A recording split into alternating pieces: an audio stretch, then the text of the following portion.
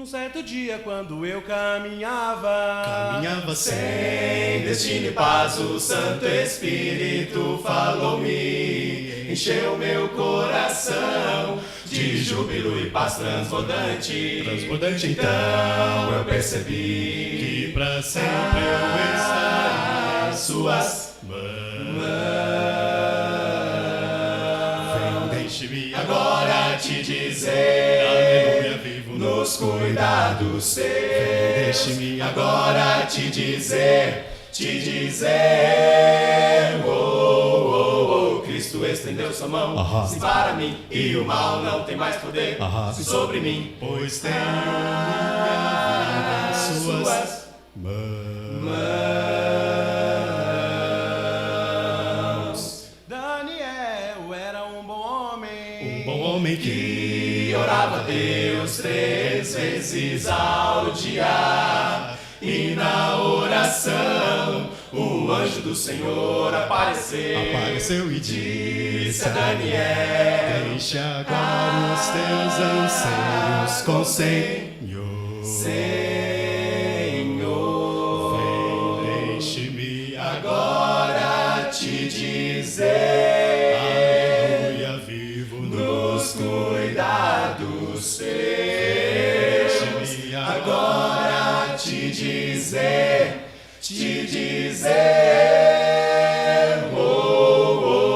Cristo estendeu sua mão, sim, para mim, e o mal não tem mais poder sim, sobre mim, pois tenho minha vida em suas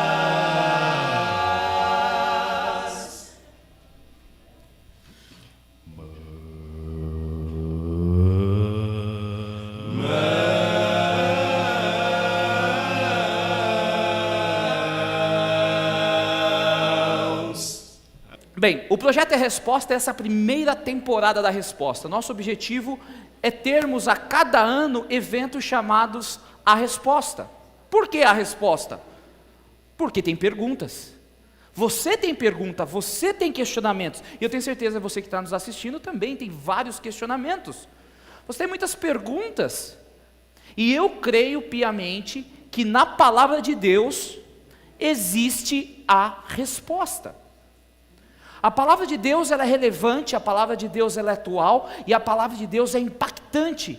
E ela pode fazer a diferença na sua vida. A única coisa que você precisa fazer é tirar o pó de cima dela, abrir e deixar Deus falar com você. Ah, pastor, mas não tem uma Bíblia? Puxa vida, você pode ter no seu celular, em tudo. Hoje a Bíblia é muito acessível. Eu posso ficar imaginando aquele pessoal do Antigo Testamento, Novo Testamento. O livro de Isaías eram 2 rolos, imagina carregando, né? Vamos ler o livro de Isaías hoje, aí abre lá, né? Hoje você só vem aqui e já abre o livro de Isaías. O importante é você ler a Bíblia, não importa onde, se é papel, se é tecnológico, o importante é você ler a Bíblia. E nesta temporada da Resposta, nós vamos estar olhando e estudando um livro em particular, o livro de Daniel. Eu penso que o livro de Daniel tem muitas respostas atuais para nós. O importante é abrir a Bíblia e permitir que Deus fale. E hoje nós viemos com a pergunta: protestar? Será que nós podemos protestar? O que a Bíblia fala sobre protestos? Que tipo de protestos existem? E o que o livro de Daniel tem a falar sobre protestos? Deixa eu fazer uma pergunta para vocês. Quantos querem escutar o que a Bíblia tem a dizer sobre protestos? Deixa eu ver as mãos. Eu acho que esse lado quer mais do que esse, então eu só vou falar para esse lado, tá? Vocês voltem amanhã, tchau, Deus abençoe vocês. Mas tem com certeza. Você também que está nos acompanhando, se quiser, mande um e-mail para nós, uma mensagem, faça sua pergunta e a gente, durante esse período, vamos tentar responder. Se não respondermos agora, quem sabe na próxima temporada trazemos a resposta ao seu questionamento. Antes de abrirmos a Bíblia, entrarmos no tema, vamos falar com Deus. Querido Pai, como é bom estarmos aqui entre amigos, como é bom estarmos na Tua presença, seja aqui no Dom Pedro, ou quem sabe ao redor do mundo via internet. Que o Senhor nos abençoe, que as Suas bênçãos possam ser estendidas sobre todos nós, E agora que iremos abrir a Tua palavra, que o Senhor fale ao nosso coração. Tudo isso nós lhe pedimos e agradecemos no nome de Jesus. Amém. Eu penso que estas cenas que nós estamos vendo aqui, elas não são novas ou novidades para nenhum de nós. Milhares de pessoas saíram às ruas, milhares de pessoas saíram a protestos, estudantes, professores, trabalhadores, aposentados. O Brasil vive um momento singular.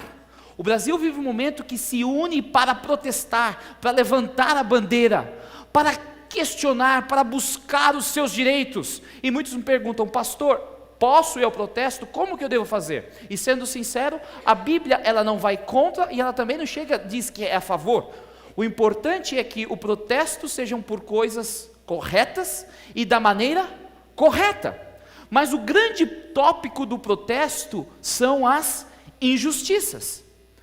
E a injustiça que desencadeou todo o protesto foi aqueles 20 centavos. Aparentemente era só 20 centavos no aumento da tarifa do transporte público, dos ônibus. Mas quando as pessoas se uniram, e até o lema foi: o gigante alô, alô, vocês estão aqui? O gigante bom, hã? Não tem azul para ler, calma, vai ser amarelo dessa vez, tá bom? Já chegamos lá. O gigante acordou. Não aguentamos mais injustiça. E muitas pessoas uniram-se a esse movimento de 20 centavos para protestar contra a corrupção, para protestar com os desvios de recursos da Copa, para protestar contra a violência e vários outros aspectos. Mas dentro dos protestos, eu me deparei com algumas pessoas que levantavam uma outra bandeira, a bandeira da religião ou da espiritualidade. E isso me chamou a atenção. E uma pergunta começou a me passar na cabeça: quais são as pessoas, ou o que vem à mente quando vemos as injustiças e os outros tipos de sofrimento? Com quem protestar? Quando nós nos deparamos com terremotos, calamidades que devastam territórios, matam pessoas, quem nós vamos reclamar? Quando nos deparamos com a morte, quem sabe a morte de um pai, de uma mãe, de um filho, de um bebê. Quando nos deparamos com tal injustiça, quem nós protestamos? Quem você protesta quando passa pela dor? Você sabe que o mundo encontrou um bode expiatório quando passa por esses tipos de problemas. Tem alguém que eles gostam de culpar e protestar contra. Esse protesto não é novo, pelo contrário, é antigo. Tão antigo que eu não sei quantos de vocês já ouviram falar desse filósofo grego Epícoro de Samos. Epícoro de Samos nasceu no ano 341 antes de Cristo. 341 antes de Cristo. E morreu, quem sabe, entre 271 e 270 antes de Cristo. Só lembrando que antes de Cristo era decrescível, tá bom? Então ele nasceu em 341 e morreu em 270. Ele foi um filósofo grego e seu pensamento foi difundido em vários lugares. E ele propôs o paradoxo de Epícoro, e hoje é conhecido o paradoxo de Epícoro. E um dos grandes autores filósofos, Charles Bray, em seu livro A Filosofia da Necessidade, que ele escreveu em 1863, ele traduziu esse Epícoro, ou melhor dizendo, esse paradoxo de Epícoro. Olha que nome bonito, Epícoro. Alguém chama Epícoro aqui ou não? Não? Puxa, nome tão bonito como esse. Ninguém chama Epícoro? Alguém está grávido aqui, ou grávida? Epícoro, olha que nome lindo. Epicurinho, vem aqui, Epicurinho. Epicurinho. Opa! Sempre os meus amigos portugueses lá de Portugal. Mas vamos ver o paradoxo de Epícoro. Olha o que ele escreveu. Seria Deus desejoso de prevenir o mal, mas incapaz? Portanto, não é onipotente? Seria ele capaz, mas sem desejo? Então ele é malévolo. Seria ele tanto capaz quanto desejoso? Então por que há o mal? Até o trocadilho de palavras é complexo aqui, mas o que ele está dizendo é o seguinte: se Deus é todo poderoso, por que existe o mal? E se a gente diz que Deus é bom, quantos já ouviram que Deus é bom? Opa, eu quero ver sua mão aí que você está em casa, levanta a mão aí, você também já ouviu falar que Deus é bom? Bem, se Deus é bom, então por que tantas calamidades? Por que tanto sofrimento? E esta pergunta, esse questionamento tem abalado a fé de muitas pessoas.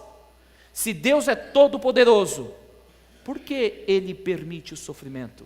Se Deus é bom, por que tantas pessoas morrem? Quantos já pararam e refletiram ou se questionaram? Eu quero ver as mãos. Alguns. Queridos, como eu disse, esta série, essa primeira temporada de A Resposta, tem como base, qual livro? O livro de Daniel. E eu creio que aqui nós vamos encontrar uma resposta plausível para esta pergunta, esse questionamento. Nós vamos assim detalhar, nós vamos passar por todos os capítulos do livro de Daniel. E através desta jornada pelo livro de Daniel, eu tenho certeza que você vai encontrar várias respostas para a sua vida. Eu não tenho dúvida disso, porque eu encontrei respostas para a minha vida. E eu quero começar no primeiro verso do livro de Daniel. E eu vou estar sempre lendo, ou tentando ler, as passagens nessa versão contemporânea da Bíblia chamada A Mensagem. Se você não tem e quer ter uma Bíblia bem legal, com uma linguagem bem atual, e já que é um programa jovem, né? E eu sou jovem, né? Com perda de cabelos, né? E um formato avantajado, né? Mas vamos tentar falar a linguagem. A resposta usando a Bíblia, a mensagem. E lá em Daniel 1, verso 1 e 2, segunda versão, a mensagem diz o seguinte: era o 3º ano do reinado de Jeoaquim em Judá, quando o rei Nabucodonosor da Babilônia declarou guerra a Jerusalém e sitiou a cidade, e o Senhor entregou. Ai. Tudo bem, vocês não sabiam. É o seguinte, outros que já participaram de seminários comigo já sabem. Toda vez que tiver uma letra com uma cor diferente, no caso, para esse seminário vai ser amarelo, vocês é que leem. É nesse momento que eu tiro uma folga, né? Porque eu falo, porque eu tenho que falar quase 30, 40 minutos, né? É nesse momento que vocês falam isso daí, eu respiro. Aí dá tempo de, né, engolir a saliva e falar, beleza? Vamos fazer um teste aqui. O Senhor entregou. Nossa, que teste meia boca, né? O Senhor entregou. Ou agora, só você de casa, o Senhor? Alguns estão se sentindo em casa aqui, tem uns puffs e tal, tapete, né? Mas vamos voltar no texto aqui. Daniel 1, verso 1 e 2 diz o seguinte: era o 3º ano do reinado de Jeoaquim em Judá, quando o rei Nabucodonosor da Babilônia declarou guerra a Jerusalém e sitiou a cidade. O Senhor entregou o rei Jeoaquim de Judá nas mãos dele, com alguns utensílios do templo de Deus. Nabucodonosor levou o rei e os utensílios para a casa do tesouro do seu Deus, na terra da Babilônia, a antiga Sinear. Nesse texto nós vemos um conflito, um choque, uma colisão de dois sistemas, de dois mundos, de dois princípios, de dois poderes. De um lado nós temos um reino, o reino de Judá. Do outro, nós temos o Império Babilônico. Esses dois primeiros versículos nos começam a fazer, assim, contrapontos. Apresentam um reino, um outro reino. Um rei, um outro rei. Vamos ver alguns detalhes disso daí. Os dois reinos que aparecem. Aparece o reino de Judá e o reino ou Império Babilônico. O reino de Judá, ele fica aqui perto do grande mar Mediterrâneo, onde nós encontramos hoje Israel. A capital do reino de Judá era Jerusalém, que fica bem aqui. Judá significa seja ele louvado ou seja ele celebrado. Amém? Amém. Nosso Deus é digno de louvor. E o nome Judá carrega isto na sua própria essência. E vários personagens bíblicos levaram o nome de Judá, mas um dos mais famosos e conhecidos é o quarto filho de Jacó e Lia, que deu origem à tribo de Judá, uma das 12 tribos de Israel. E essas 12 tribos de Israel, elas ficaram por algum tempo cativos ou cativas no Egito e saíram do Egito para a terra que o Senhor os prometeu. Chegando lá, eles expulsaram as pessoas da terra, tomaram conta da terra e estabeleceram um reino. Mas houve uma guerra interna. E ao ver essa guerra interna, o reino foi dividido em duas partes, o reino do sul e o reino do norte. O reino do norte ficou conhecido como o reino de Israel. E o reino do sul foi conhecido como o reino de Judá, o reino em questão aqui, que aparece no livro de Daniel. Já do outro lado, nós temos o reino da Babilônia, ou melhor, o império da Babilônia. A Babilônia nasceu, ou o império da Babilônia nasceu, naquilo que nós conhecemos de Mesopotâmia, que era a região entre dois rios importantes. Que rios eram estes? O rio Eufrates e o rio Tigre. Um lugar muito próximo, porque aonde há água, há vida. Eles vieram do colapso do Império Acadiano. O povo babilônico, o Império Babilônico, eles eram muito inteligentes. Eles sabiam de arquitetura, de agricultura, astronomia, direito. E até um dos grandes reis, ou líderes, e o primeiro que governou em 1730 a.C., foi Hammurabi. E aqueles que fazem direito, ou já estudaram direito ou leis, têm o código de Hammurabi. Quem que é advogado aqui? Quase advogado. Puxa, não vou poder mais fazer piada de advogado. Vou ter que te cortar da lista. Tem advogado entre nós. Mas obrigado. Então, o primeiro capítulo, o primeiro verso, nos diz que esses dois reinos, o reino de Judá e o império da Mesopotâmia, ou melhor, da Babilônia, eles entraram em conflito. A segunda informação que aparece são de dois reis. Nós temos o rei Jeoaquim e o rei Nabucodonosor. O nome Jeoaquim significa Yahvé estabeleceu, ou o Senhor levantou. Ele foi o quarto filho do rei Josias. Mas quando Josias veio a falecer, havia uma grande conturbação naquela área de poderes, e os seus irmãos foram depostos. E o rei, ou melhor, o faraó chamado Neco, olha outro nome bonito, né? Neco. Que tal? Ou Neco, ou como que é o nome do outro? Epírico, né? Epícoro, né? Qual que fica melhor? Vamos fazer uma votação, qual que é o nome que vai carregar? É Neco ou Epícoro? Ok, quantos querem Neco? Deixa eu ver as mãos. Quantos querem Epícoro? Ó, Epícoro ganhou, já batizamos. Vamos depois achar o segundo nome, Epícoro, e a gente vai achando os nomes aí, né? Então, Jeoaquim, ele foi colocado no poder pelo faraó Neco, e ele ficou 11 anos no poder de Israel. Ok, pastor, como que foi? Que tipo de rei ele foi? Bem, a Bíblia traz um resumo do governo dele, e esse resumo nós encontramos em 2 Reis 23, 27, e nós lemos o seguinte: ele agiu o quê? Mal. Ele agiu? Mal. Ele agiu mal diante do Eterno, seguindo os caminhos dos seus o quê? Antepassados. Ele fez tudo o que era errado e mais um pouco.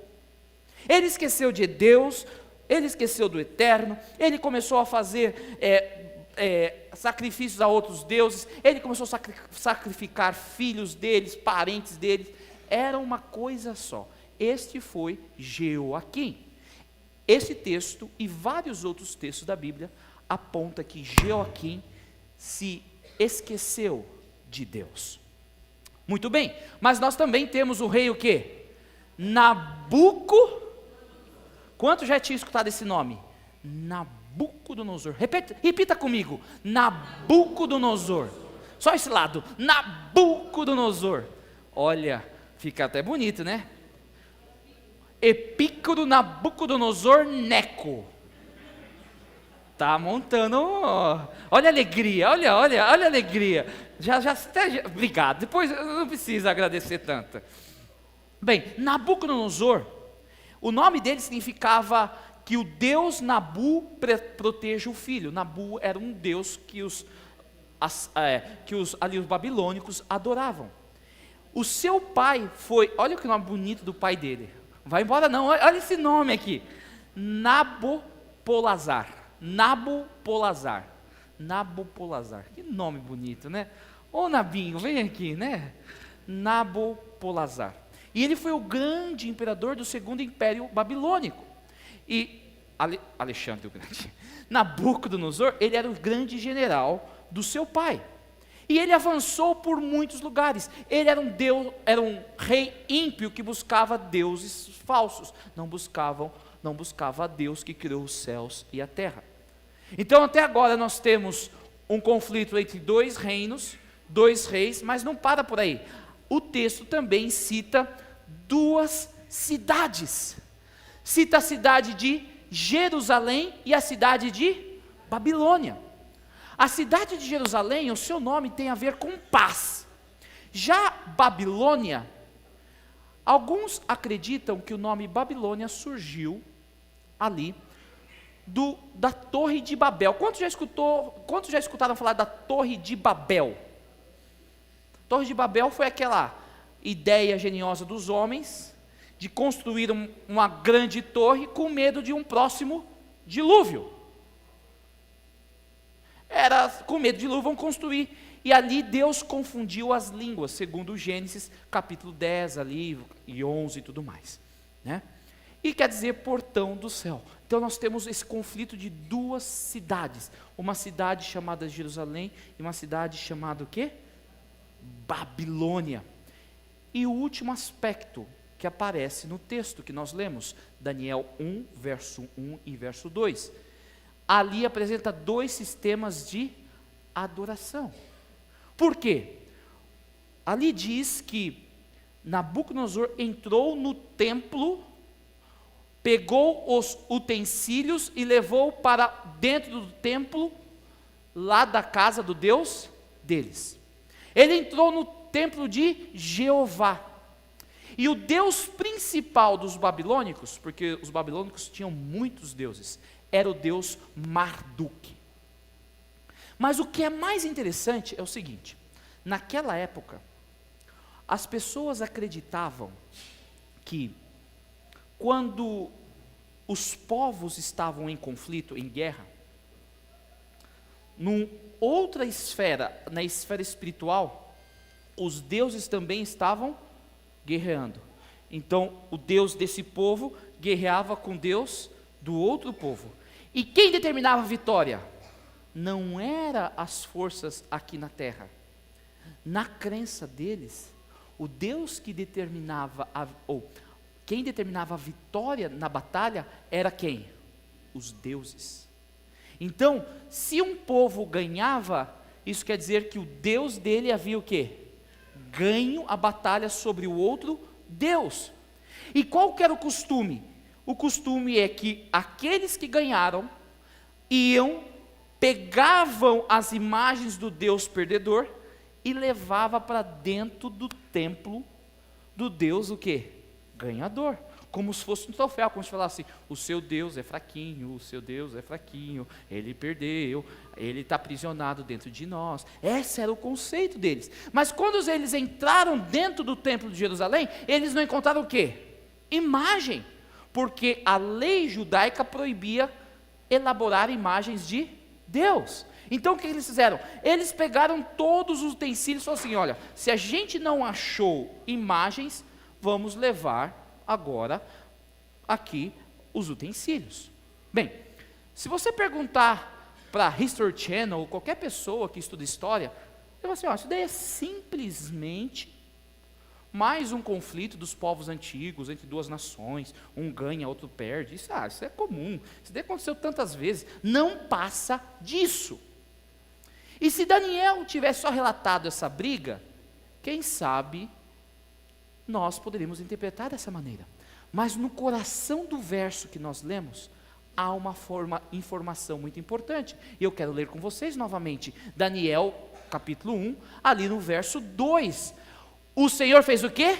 Entregou. O Senhor entregou o rei Jeoaquim de Judá nas mãos dele. Olha que coisa estranha. A Bíblia, Daniel, aqui fala que a razão que Jerusalém perdeu a batalha não foi porque o Deus dos babilônicos venceu o Deus Jeová, mas eles perderam porque o Senhor fez o quê? Entregou. Aí alguns podem ler, está vendo, pastor? Está vendo? Deus é ruim, Deus é mau. Eu sabia, está aí, provado, Deus é mau. A Bíblia fala, se Deus fez isso com o próprio povo escolhido, imagina. Mas nós precisamos lembrar que esse texto, ele fala muito mais do que isso, ou melhor dizendo, é muito mais profundo. E eu posso dizer para você, em que nenhum momento era a intenção de Deus que seu povo sofresse, que seu povo fosse levado cativo. Esse não é o plano de Deus. Ou você acha que Deus gosta de ver pessoas sofrendo?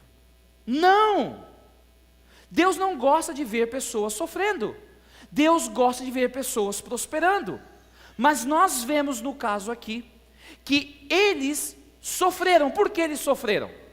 Eles sofreram porque eles se afastaram de Deus. E eu gosto de usar um exemplo, eu já usei um exemplo aqui nessa igreja, a gente teve até uma história, né, um conto sobre isso, que é a história do guarda-chuva. Deus está derramando as suas bênçãos sobre nós, mas ao nós desobedecermos a Deus, ao nós não darmos ouvidos a Deus, o que ocorre? Nós abrimos o guarda-chuva para Deus e para as suas bênçãos. E quando nós não recebemos as bênçãos de Deus, nós ficamos com as consequências deste mundo, que é o quê? Sofrimento. Olha que interessante. Se você ler Deuteronômio, os capítulos 28, 29 e 30, você vai entender um pouquinho melhor isso que eu estou falando. Deus fez promessas maravilhosas para o povo. Olha essas promessas que nós encontramos no verso 1 e 2. Se vocês ouvirem, mais uma vez, se vocês ouvirem atentamente a voz do Eterno, o seu Deus, e obedecerem de coração a todos os seus mandamentos, que hoje estou promulgando, o Eterno os elevará muito acima das outras nações do mundo. Todas estas virão sobre vocês. E se você ler logo em seguida, você vai ver o seguinte: porém, se você não obedecer a Deus, você vai sofrer o quê? As consequências. E o que aconteceu com o povo de Israel? Quem que era o rei de Israel naquela época mesmo? Jeoaquim. E qual que foi o resumo da história de Jeoaquim? Ele fez tudo o que era mal. Ele fez tudo o que era mal e levou o povo a fazer o que era mal. Ou seja, naquele momento ele fez uma escolha errada, fez uma escolha de se afastar de Deus. E o grande ponto aqui, e a grande questão sobre o sofrimento, é uma questão de escolha. Você sabia disso? Sofrimento é uma questão de escolha. Que é isso, pastor? Você está dizendo que a gente escolhe sofrer? Não, estou falando que você escolhe sofrer. Tem pessoas que escolhem sofrer. Os masoquistas, que gostam de quê? De dor, de sofrer. Mas uma pessoa, na sua saúde mental equilibrada, ela não tende a procurar o sofrimento. Ela busca o quê? Busca paz, alegria. Mas como você pode dizer que as pessoas ou o sofrimento do povo tem a ver com escolha? Me acompanhe um pouquinho aqui na linha de raciocínio. Você sabe quantas escolhas nós precisamos ou quantas escolhas nós fazemos por dia? Alguém tem ideia? Alguém quer chutar? Eu vou dar um CD. Não é só o pastor Roberto que dá presente aqui. Eu também dou. Eu também sou bonzinho. Quantas escolhas você acha que um adulto, em média, faz por dia? Alguém quer tentar? 10? 10 escolhas? 50? 100? 1000? Nossa, 1000 escolhas? Será? Quem falou aqui 300? Falou 300? Errou. Uma pesquisa americana, e saiu até no jornal americano, diz que uma pessoa, em média, faz 35.000 escolhas por dia. 35.000 escolhas por dia. É muita escolha, né? Você nem sabia. Algumas são inconscientes, outras são o quê? Conscientes. E começa com a escolha assim: será que eu levanto da cama? Abro o olho ou não? Vou fechar um pouquinho mais. Não, vou abrir um pouco. Levanto da cama ou não? Para que lado eu saio? Que pé que eu ponho? E se você for somar essas coisas, nós chegamos o quê? A 35.000 escolhas por dia. E eu quero dizer para você que muitas delas nós escolhemos mal. E aqui vem um ponto importante, uma frase que eu gosto, e quem sabe você pode até colocar no seu Facebook essa frase agora, ou mandar para um amigo. Opa, esse meu amigo está fazendo uma escolha errada. Você pode mandar para ele. Olha o que diz aqui. Você é livre para fazer as suas escolhas. Você é livre para fazer as suas escolhas. Até a base da escolha é o que? É liberdade. Você é livre para fazer as suas escolhas. Mas é o que? Prisioneiro das consequências. Você faz o que você quiser, mas lembre-se que você terá consequências da sua escolha. A Bíblia apresenta uma ideia desta, um pouco diferente, mas também com a mesma linha de raciocínio. Gálatas 6, verso 7. Lá diz o seguinte: toda pessoa colhe o que plantou. Se você planta melancia, adivinha, o que você vai colher? Certeza? É claro que é melancia. E até a Bíblia fala, se você plantar ventos, você vai colher o quê? Tempestade. Essa é uma lei que Deus deixou para nós. Deus deixou o livre e arbítrio, o poder de escolha. Com que roupa eu vou sair, com quem eu vou conversar, o que eu vou comer. Deus deixou todas essas escolhas. Mas muitas das escolhas que nós tomamos, nós arcaremos com as consequências. Este é o preço da liberdade. E aqui, na minha opinião, está o cerne, o coração do sofrimento. De forma simples, podemos afirmar que o sofrimento é resultado da má escolha. Mas como assim má escolha?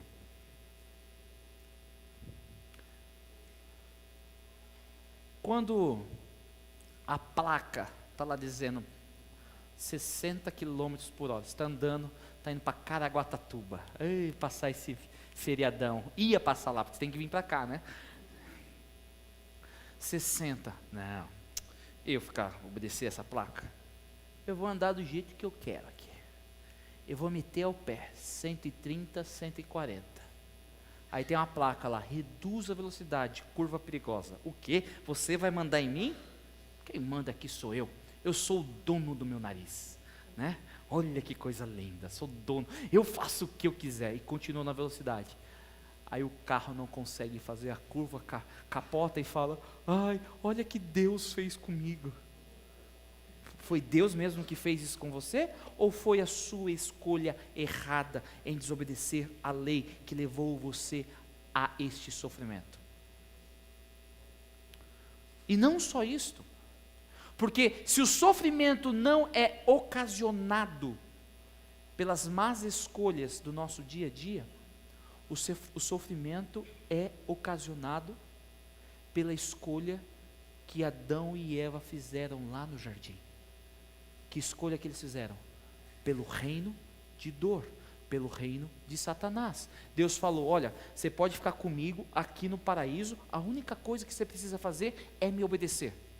Mas também tem outro lado lá. Se quiser, você come da fruta e lida e vive conforme o reino de Satanás. E qual foi a escolha? Vocês sabem? Alguém lembra? Eles comeram, desobedeceram a Deus, eles optaram pelo reino de Satanás. Foi uma boa ou foi uma má escolha? Péssima, terrível, a pior de todas. E quem é culpado? É Deus? Foi a escolha. E aqui, queridos, nós começamos a ver algo que está por detrás das cortinas. Esses 2 primeiros versos do livro de Daniel, eles são um plano de fundo de todo o livro e de toda a história da humanidade. 2 poderes, 2 forças, escolhas que precisamos fazer. É a luz versus a treva. E se eu andar perto da luz, isso não quer dizer que eu não vou ter problemas, mas isso quer dizer que eu estou perto de Deus, porque eu já vivo no mundo imperfeito do pecado. Sabe como Paulo, ele coloca essa situação que nós vivemos, entre essas 2 forças, esses 2 poderes, esse conflito que está ocorrendo? Em Efésios, no capítulo 6, nos versos 10 e 12, ele coloca da seguinte maneira: para encerrar, lembro que Deus é forte e quer que vocês sejam fortes.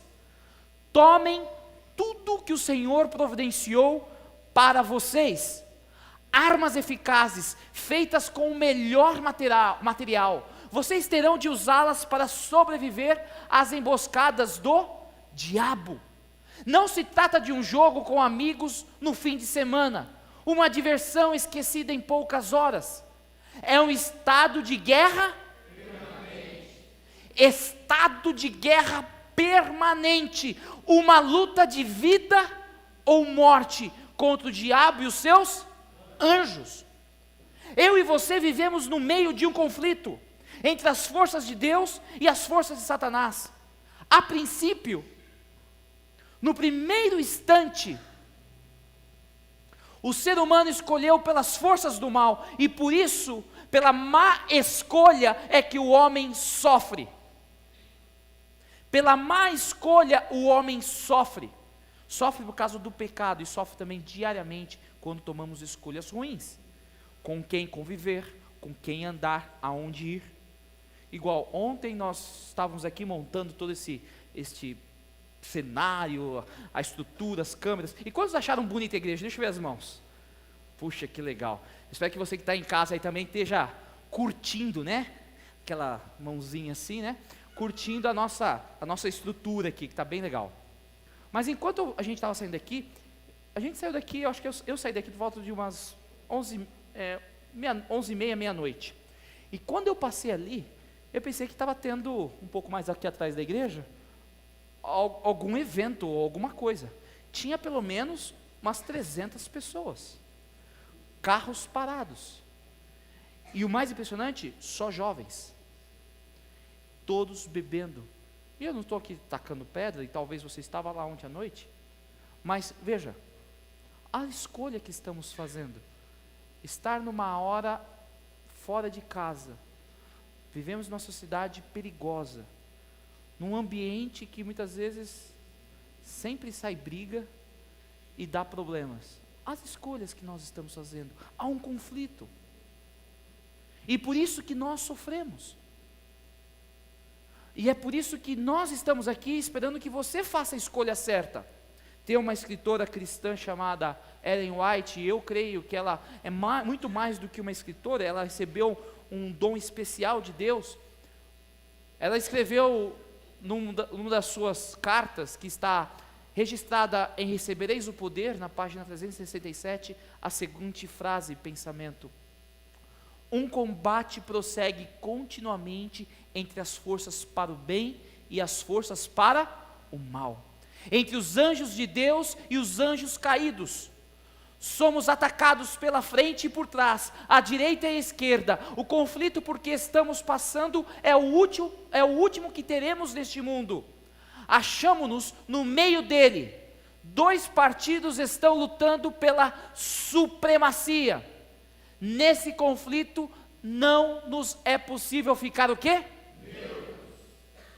Ou ficamos de um lado ou de outro. E aqui vem um ponto importante, porque a decisão que você fizer, o lado que você escolher, você terá que arcar com as consequências. Você é livre para escolher, mas você ficará preso nas consequências da sua escolha. Queridos, Jerusalém caiu sobre o domínio da Babilônia, não porque Deus quis. Deus viu, estava a par, Deus estava ciente, mas Jerusalém caiu no domínio da Babilônia por uma única razão, pela escolha má que eles fizeram. Porque se eles tivessem ficado com o Senhor, eles não teriam sofrido. Ah, pastor, mas eu não escolhi lá no Jardim do Éden, não era eu que estava lá.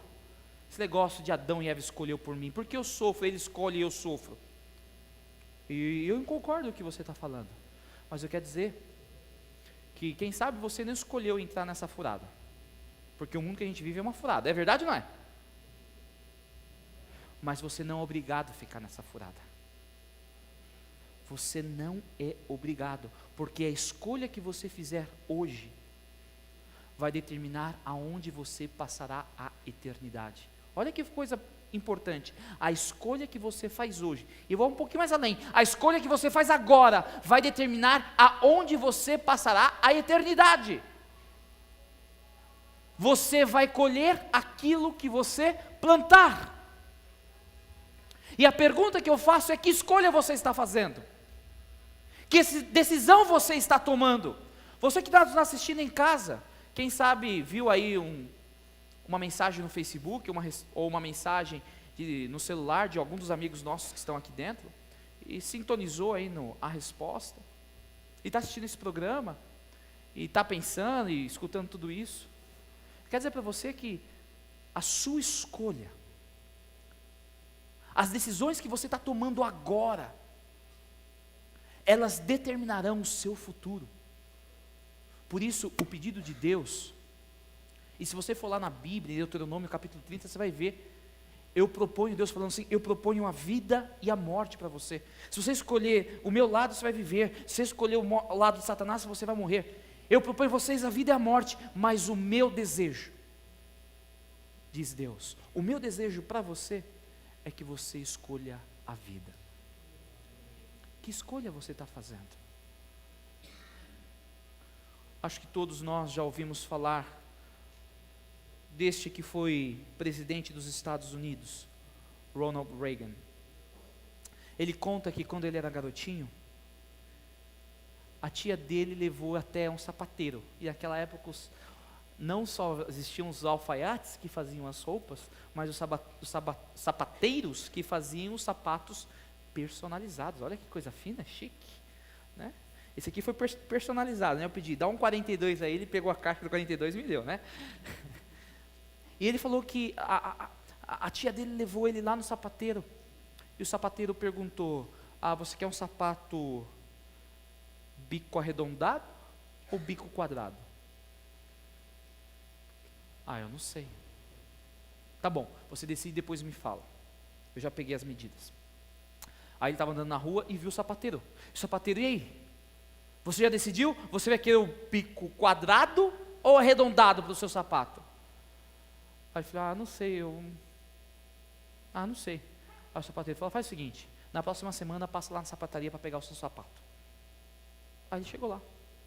Quando ele chegou lá, um sapato era bico quadrado e o outro sapato era bico redondo. Aí o sapateiro falou para ele o seguinte: se você não tomar decisão, eu tomo por você.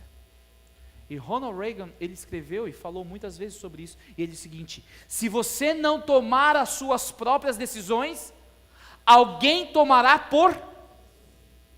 Não tem como ficar em cima do muro. A Bíblia já diz, se você não estiver do lado de Deus, você está o quê? Contra Deus. Você não aguenta injustiça? Eu não aguento injustiça. Eu estou por aqui com as injustiças. Se você não aguenta a injustiça e quer protestar e quer algo melhor, lá a Bíblia diz em 2 Pedro 3,13, nós, segundo a sua promessa, aguardamos novos céus e novas terras, nos quais habitam justiça. É escolher Deus a maior decisão que você pode fazer em meio ao protesto. Porque ao escolher Deus, você está garantindo, não a diminuição de 20 centavos, mas você está garantindo a sua vida eterna. Um lugar maravilhoso. E a minha pergunta para você nessa noite é: qual será a sua decisão? Você está no meio desse conflito. Você não tem como escapar. Qual será a sua decisão? Sabe, eu tenho certeza que centenas de jovens tiveram acesso e contato com este programa. E alguns decidiram não estar aqui. E queira Deus que esses que não decidiram estar aqui, que possam estar em algum lugar bom. Mas talvez algum desses pode ter escolhido sair com os amigos, num carro, de jovens que quem sabe estão bêbados, e correm o risco de sofrer um acidente. Mas você escolheu estar aqui.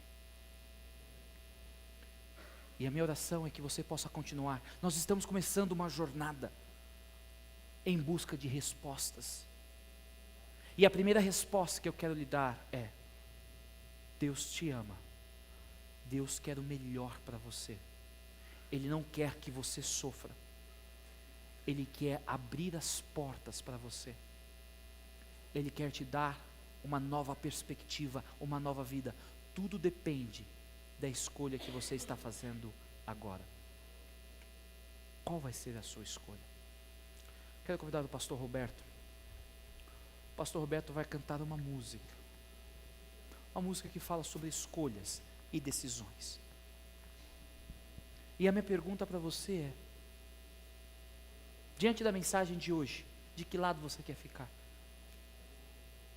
Quem sabe você já tem escolhido o lado ruim, mas hoje você se apercebeu que precisa fazer a escolha certa. Se você decidir, se você quer fazer a escolha certa, eu quero fazer uma oração por você. Eu quero fazer uma oração por você, jovem. Quer dizer, eu quero estar do lado de Jesus. Nessa batalha entre o bem e o mal, eu quero estar do lado de Jesus. Se esta é a sua decisão, eu vou pedir algo corajoso, porque eu só peço isso para os jovens, porque jovem é corajoso. Eu gostaria que você viesse aqui à frente enquanto ele canta, porque eu quero orar com você. Eu quero orar pela escolha que você está fazendo, para que você possa continuar nessa sua decisão, a decisão de estar do lado de Jesus.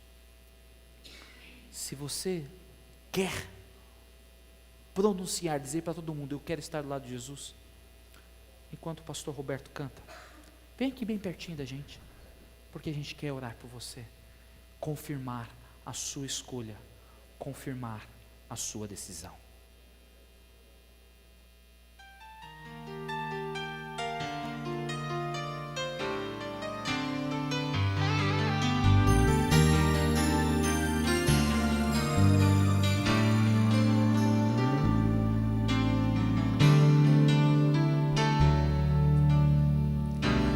Quantas perguntas ainda teremos aqui?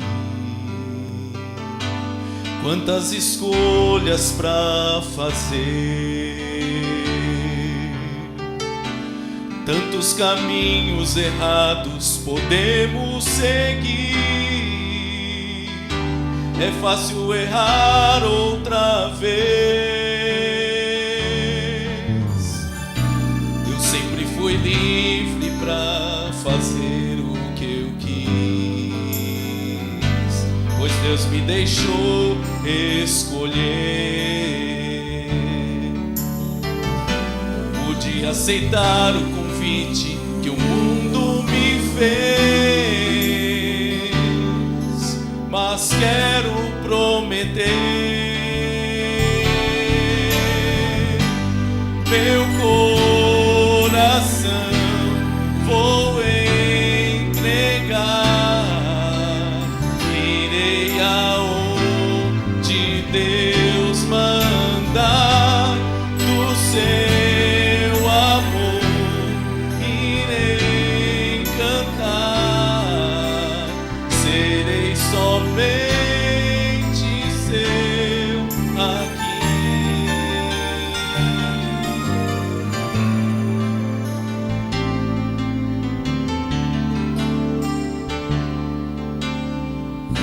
Talvez você pense que é tarde demais, que já não há volta pra você. Mas saiba que Cristo lhe chama, volta pra mim. Eu quero lhe dar o meu amor, meu coração vou entregar, irei aonde Deus mandar, do seu amor irei cantar, serei somente seu aqui.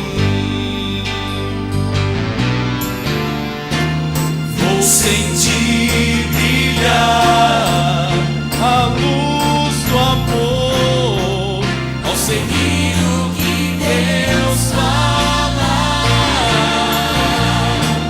Quero confiar em meio à dor e pra sempre irei cantar,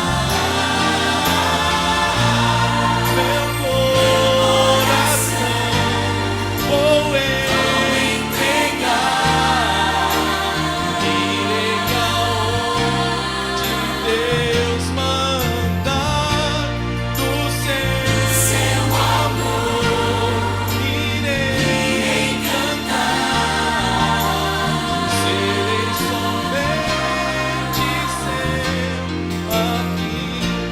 Meu coração vou entregar, irei aonde Deus mandar, do seu amor irei cantar, serei somente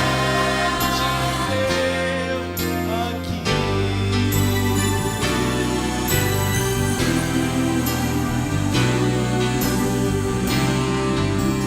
Serei somente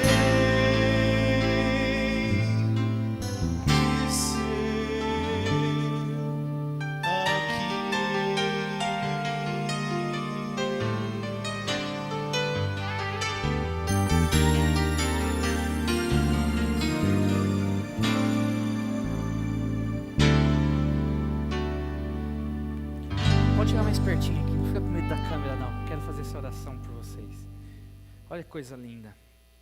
Como muitos de vocês estão decidindo pelo lado do bem. E eu sei que Deus vai conservar. Há mais alguém que gostaria de fazer parte dessa oração? Dizer, eu quero fazer a escolha correta. Amém. Há mais alguém? Puxa, que coisa linda. Nós estamos por causa disso. É por causa de vocês aqui. Para auxiliá-los a tomar a decisão correta. A correta do lado de Jesus.